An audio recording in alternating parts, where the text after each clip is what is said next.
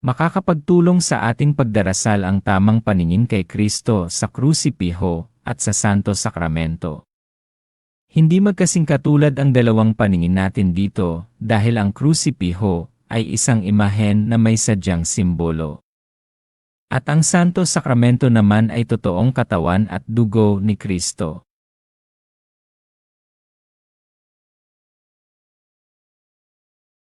Ang krusipiho ayon sa tradisyon ay nagsisimbolo ng kaligtasan, salvation, daan sa kamatayan ni Jesus sa krus. Dahil sa kasalanan, tayo ay nagkaroon ng kamatayan. Sa Romano ika-6 na kapitulo, nagsasabing, "For the wages of sin is death."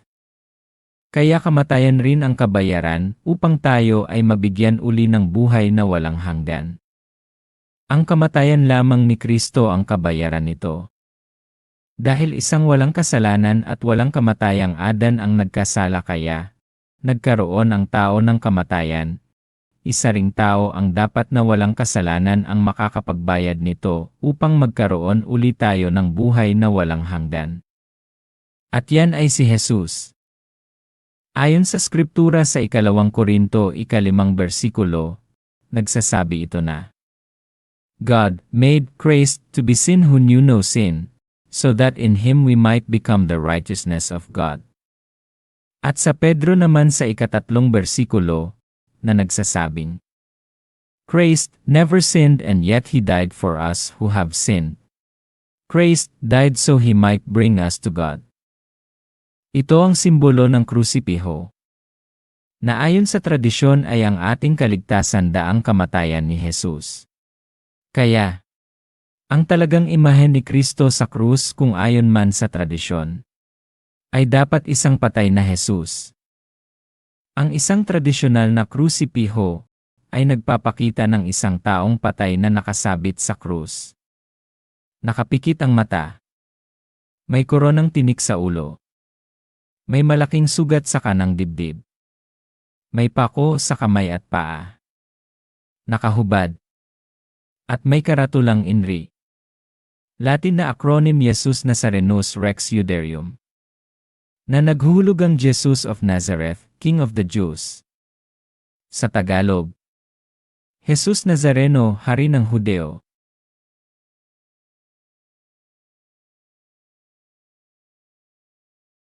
Ang paningin naman sa Santo Sakramento ay dapat isang buong buhay na Jesus.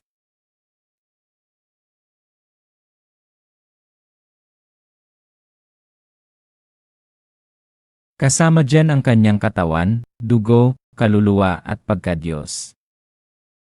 May doktrina ang simbahang Katoliko na tinatawag na Doctrine of Concomitance. Ito'y nagsasabi, both under the species of the bread and under the species of the wine, the living Jesus Christ is all present, with His body, His blood, His soul and His divinity. Both in the host and in the chalice Jesus Christ is whole and entire. Mahalaga nating matandaan na ang konsegradong tinapay at bino ay ang buhay na Jesus. Sinabi pa niya sa Juan sa 6 na kapitolyo bersikulo 51, I am the living bread who came down from heaven. Whosoever eats of me shall have everlasting life. Ang ibig sabihin nito ay ang dalawang sangkap ng Eukaristya ay magkasing tulad.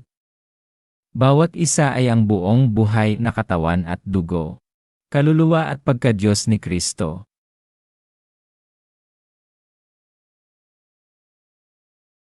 Kaya ito ang gabay sa ating paningin sa Santo Sakramento sa panahon ng ating adorasyon. Isang buong buhay na Jesus. Ang Marian Devotion ay bahagi ng spirituality ng isang adorer. Sa Constitution and Bylaws ng ANF, ito ay nakasaad sa artikulo bilang 39 na an adorer should carry and pray the rosary daily.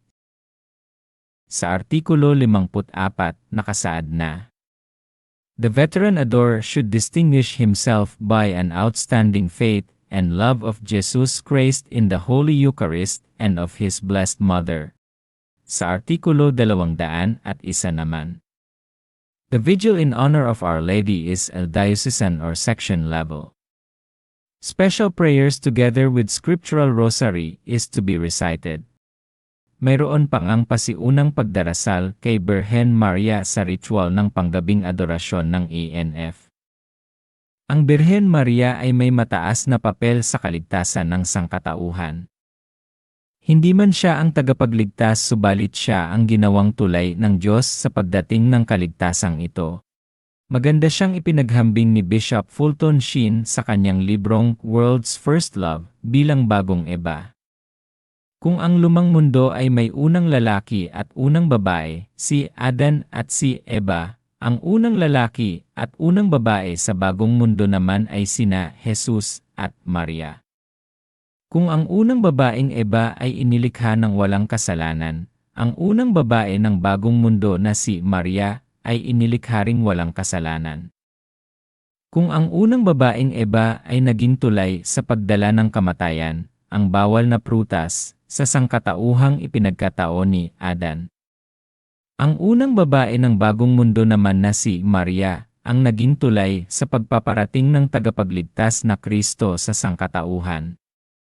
Kung si Eba ang unang nakapagkamit ng pagsuway sa Diyos at naging daan sa pagpasok ng kasalanan, si Maria naman ang naging unang hakbang sa kaligtasan ng sangkatauhan daan sa kanyang pag-oo.